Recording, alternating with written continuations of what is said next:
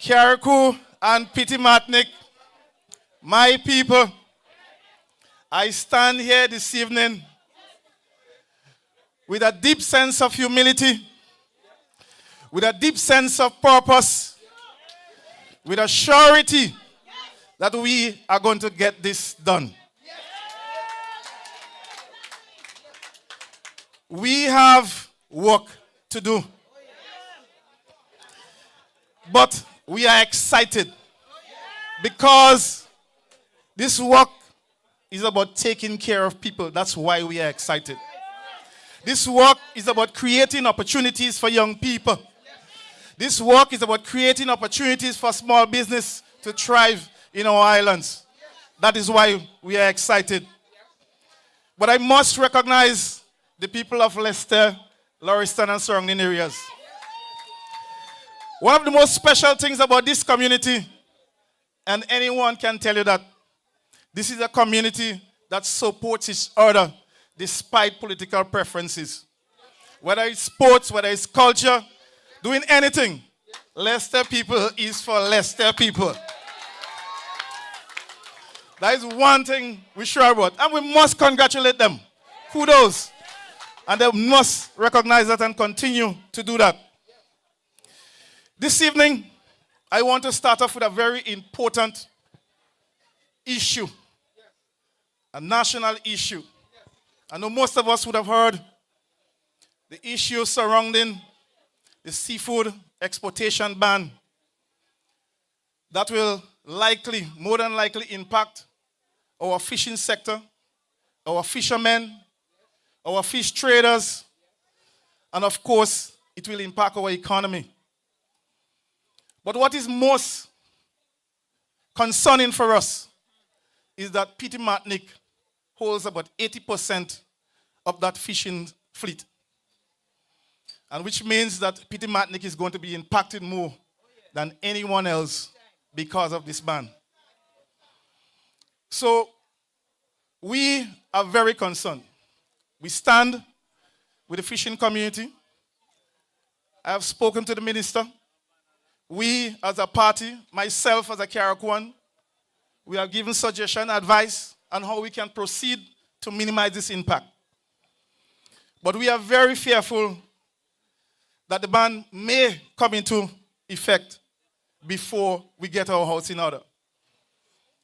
We are encouraged that the government has signaled that they are steady working, trying to get this resolved.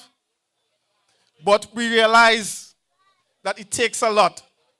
It will require legislative changes. It will require changes in practices of things that we do. It will require procurement of new gears. And we believe that the time frame that we see before us, if it's not approached strategically, we will go into January not meeting those requirements. Now what will happen?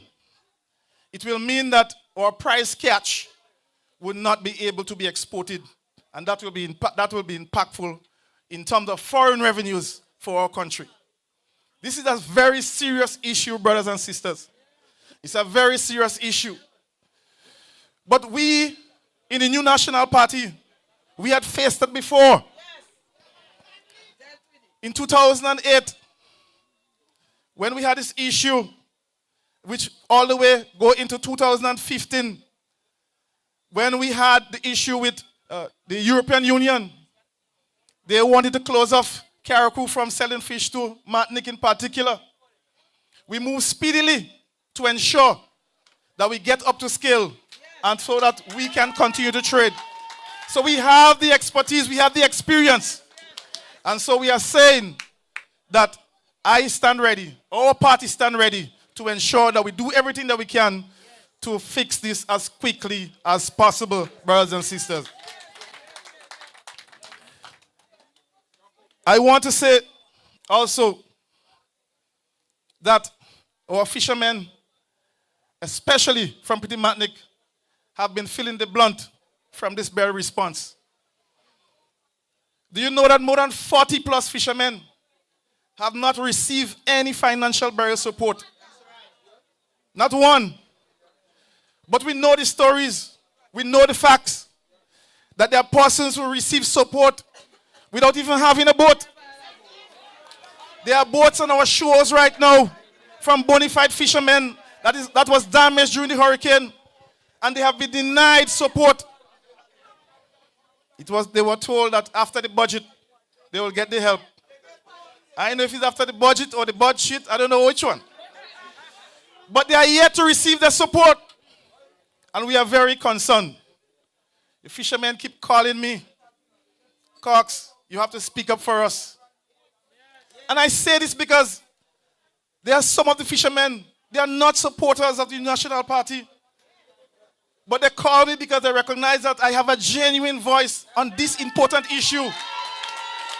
And that is the reason why I am saying it here this evening and to the wide world that we need to give our fishermen the support. They are waiting on it. They are waiting on it. Some of the fishermen are going out with other boats because they do not have the resources to get the boat back in the water. And that is a fact. We need to fix this. We need better representation here in Carriacou and Petit-Martinique. But you know, there has been a common theme by the NDC that the National Party has not done anything for Carriacou. Y'all ever hear that? I tell you. You know, they're driving on some of the same roads that we built. That was dust. And they say that we haven't done anything. They have going in some of the same institutions and buildings that we have established. And they say that we haven't done anything. We have the Christine David Child Development Center. That was the New National Party. We have the Top Hill Senior Citizen Home. That was the New National Party. We have the Multi-Resource Center, the National Party. The Ministry for Carriacou and Petit-Martinique Affairs, the New National Party. Lengthening of the runway, upgrade to the airport, upgrade to the hospital, the new clinic in Hillsborough, the mini stadium, and so much more. We spoke about the desalination plants. We bring potable water to Carriacouans and Petit-Martiniquans. We did it. We'll get to the port just now. The health center, right in Leicester here. That was also built by the New National Party. We have and continue to invest in our people. We don't make empty promises. And not after you repair or you rebuild a fish market, it's like, well, Christmas come. But we built the Hillsborough Fish Market in 2007 and it was commissioned in 2008. And with not just a fish market, with EU standards. Right here in Hillsborough, brothers and sisters. International standards. Brothers and sisters, the public washroom in Hillsborough, we did that. Because when our people go into Hillsborough, especially our seniors, they want someplace convenient. It's still unrepaired. I'll go further. In Bogus, we have the Bogus preschool. You know what's the importance of a school in a community? We ensure that the Bogus preschool remain there. The new school, Bishop's College, we built that. The Hillsborough Primary School, we built that. And many more. So tell me, what else? And I even get to roads yet. Since 2023, they started a road in Bel Air. And we ain't know when it go finish. Contractors changing like the weather. We ain't know when it go finish. Colleagues, friends, brothers and sisters. Somebody mentioned the port. Could you imagine we not having the Tyrrell Bay port just as the passage of burial? You saw the amount of activities and how useful the port came into. That was the site for all distribution. I mean, I'm telling you, because we believe that, yes, the port, the jetty in Hillsborough, we can rebuild it. And we may have to rebuild it. We believe that there should be a jetty there. But that doesn't mean that we should not have a Tyrrell Bay port. Because we know that that facility is a modern facility, and they like to use this word, state-of-the-art port. Right there. We were doing state-of-the-art before them. So I just want to remind them. But least we forget Hillsborough Jetty. Last week I was looking at a picture of Hillsborough Jetty. He had about 40 vehicles on it. When you go on the jetty, the first person that go in, tell yourself you don't come out until night. Because when the man in the back, once he ain't getting goods, he's not moving, and confusion. You know how much vehicles that drove overboard on Hillsborough Jetty? You know how much people who came off the Osprey and walked straight overboard? So we had a vision to do something more better. And that is the reason why we did the Tyrrell Bay Port. That is why we have a welcome center, big welcome center, which we, of course, will be refurbished. So, brothers and sisters, we have a lot. We have done a lot. We must be proud. We are a proud party. We have done a lot. So don't let them tell you that we ain't do nothing. Yeah? Brothers and sisters, the burial response. I'm watching for the chairman because for the time I see him, I know my time almost up. But tonight we have a lot of things to talk about. The burial response. Brothers and sisters, this is a serious matter. We have families hurting here in Carriacou and Pitimatnik. Do you remember when the current Prime Minister started to speak, the first thing he started with Pitimatnik, Carriacou, and Grenada? Say Pitimatnik first. As soon as burial come, Pitimatnik last. Brothers and sisters, could you imagine investing $40 million in Grenada and only 20 in Carriacou, and we hear you have some missing? Money missing, material missing. Could you imagine? When we go to Pitimatnik and we see the devastation and the challenges that the people of Pitimatnik are facing, it's heartbreaking. It's heartbreaking. So I don't know how somebody could be responsible, who could be a representative, and denying somebody who has lost their home because you believe that they didn't support you. I think this is criminal. You cannot do that. You should not do that to ordinary people. I tell you, just imagine, we have gone to Pitimatnik and we spoke about the health center. And there was a big announcement that we are going to build a new facility in Pitimatnik that will do minor surgeries and everything. So it's all good. And they were going to have a sod turning ceremony. I went to Pitimatnik about 3 weeks ago, and the only thing that they did was to put a roof on the clinic. So they had a sod turning ceremony to change the roof. Huh? What nonsense is this? This is craziness. Why are you trying to fool people? The people deserve better. You shouldn't do that. Be honest with them. Say, we are going to put back the roof on the clinic. We are going to refurbish the clinic and bring back the services. So, but I had to laugh. I had to laugh. But this is a serious matter. My people, this is a serious matter. But we have to speak up. We have our farmers. Don't even talk about the black tanks. Black tank, I never see. He had enough tanks that came in Carriacou so that every Carriacouan could get one. Yet for us, some of our bona fide farmers are yet to receive a black tank. Where is the management? Where is the stewardship? Where is the accountability? Where is representation? There is none, brothers and sisters. There is none. People giving all kind of false name, getting $1,000 of what in materials. Who is in charge? What is happening? There are persons who they're told, break down your house. We're going to help you build it back. They break down the house and they can't see them. When they're calling, we come in, we come in. Why are you doing people that? Why all this tomfoolery? We cannot continue with that, brothers and sisters. We cannot continue. You know, there was this nice plan to bring 200 prefab houses. I said, good.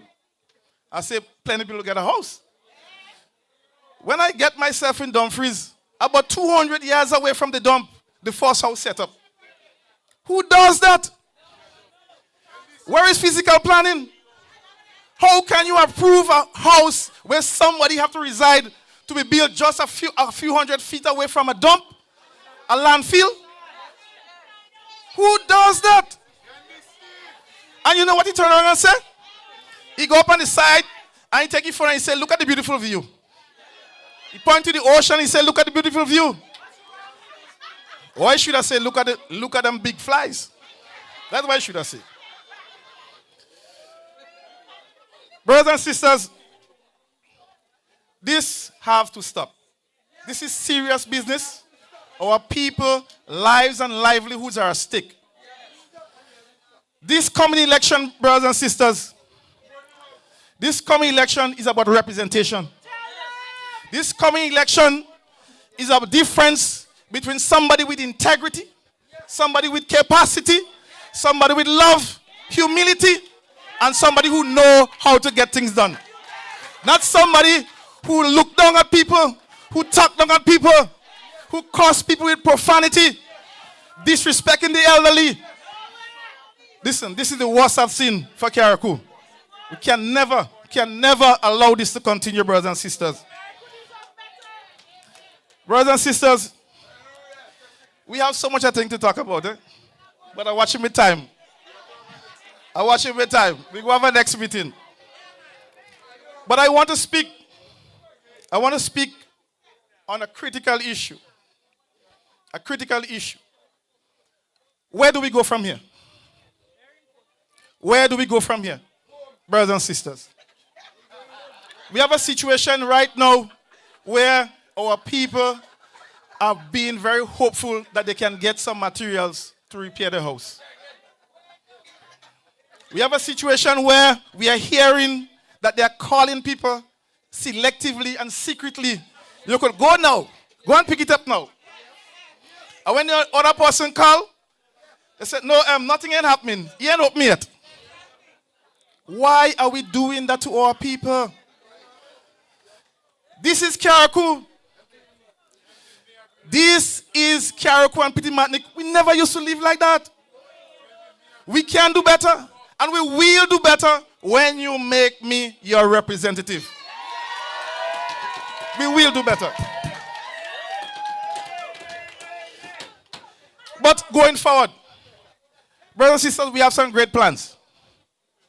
I just want to signal a few important initiatives that we are looking at going forward. And I was saying, it looked like Sister Nolan, she was looking at my notes. And I didn't know that she was one of those challenged parents who had a special need child. This is a very serious issue. And once you give me the opportunity to represent you, we are going to address this matter once and for all. We are going to ensure that we have a facility to deal with special needs and, of course, a program so that our parents can address, they can go to work, they can live a normal life. And we are going to modernize this social system and ensure that we deal with that. We also believe that there is a demand and an opportunity for a new or additional senior citizens home. And we are going to do that. We have done it. And we are going to get that done. In terms of development and economic activity, brothers and sisters, Carriacou and Petit Matnik is a gem for tourism and hospitality development. And we have a plan so that persons can tap into those resources and to grow, not just your family, but your businesses. We have small hotels, we have restaurants, and I have a plan that we are going to utilize to ensure that we grow, we bring more people on island right here in Carriacou and Petit Matnik. But most importantly, We can't leave out our young people. And I believe that education is the universal key to eradicating poverty. And we must invest in education. We must invest in skills development. And I am going to oversee that with your vote, with your delivery, and ensuring that you make me your representative when the time comes, not long from now. But I want to close on an important matter. You know, I was very disturbed last night when I saw some posting on social media about a gentleman with a house in Hillsborough. Colleagues, let me give you the story. A few months ago, I was standing in the bank, one of the banks in Hillsborough, and this gentleman standing behind me, and he touched me. I said, Cox, I said, what's up, man? He said, I realize you guys going around helping people build back their little house and, get a little shelter over the head. And I have some materials, and I need some help. So I said, listen, give me a number. I'll send somebody to see what material you have, where you want to build. So we do a scope to find out what we have to do. When we got there, we recommended a bigger house. We recommended a different design. And he said, when he come back the following day, he said, Cox, we can't do that, He said, the owner of the land only give me this little spot here. They tell me no concrete. Everything have to be removable. And so we work with him. When I say we work with him, we really work with him. He didn't have everything it takes to get where he got. We worked with him. And you know what was most encouraging? There was a lady who passed, and she said, I love to see what I'm doing for him. I think I've got 2 or 3 pieces of wood home I made that I'm using. I'll go in for it and bring it come. So, I said, you sure you want to do that? She said, yes. She said, because I still have some work to do on my place, but I'll bring it because you need it. This is what we are doing. We are changing lives. We are helping families to get under shelter. What is wrong with that? But what hurts me, why are you degrading the gentleman's effort to get back at me? What I ever done to the gentleman, the young guy? But I knew when he born. Yeah? So I don't know. I mean, he have thrown some stuff behind me on social media. But we in the NNP, we like a callaloo leaf in the rain. We don't have time. Things fall away back. We throw that away. We have time. Because we're helping people. But, you know what is most? I say shameless. Shameless. It's a shameless post. There are other persons who we build similar homes for. And you know what they're doing now? They're building the wall house on the side. They're just looking for a little place to rest. They want to come out of the rain. Right now I have a tarpaulin to go and bring for her mother. She said, Cox, water wetting me. She called me this morning. I said, my daughter ain't dropped a tarpaulin yet. She said, no. I said, I'll kill this child. So the tarpaulin had to drop tonight. So, I said, because that's how we speak in Carriacou here. Because this thing is a serious issue.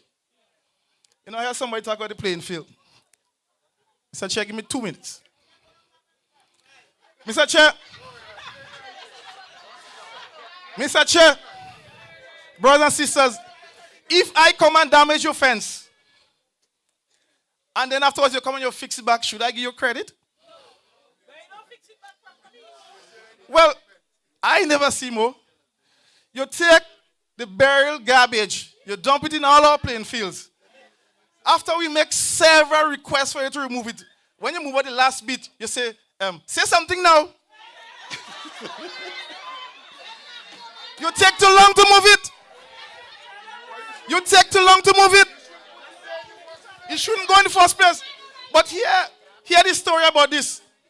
Then we went from playing field 1 to playing field 2. Then we went from playing field 2 to playing field 3. And it ended up right back in the landfill. So why didn't you put it in the landfill to start with? Why?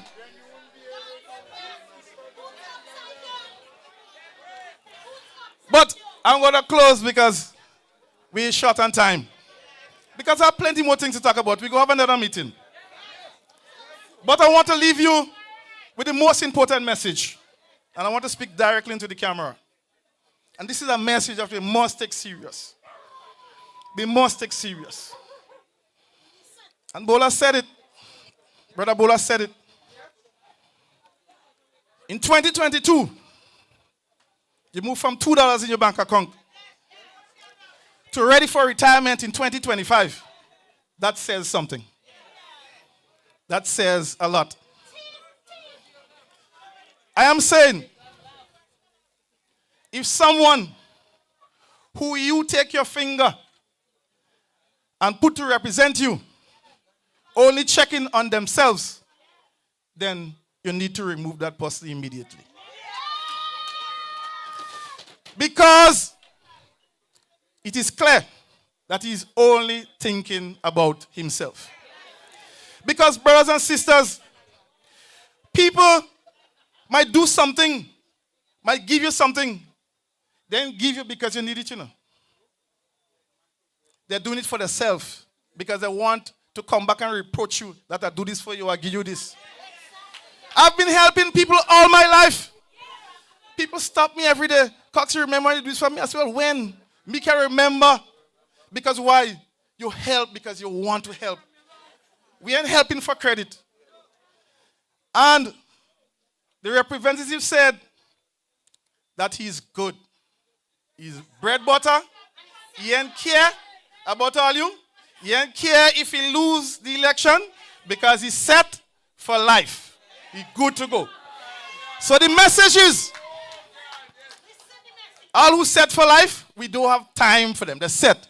We're trying to help people who is in need. That is what we're trying to do.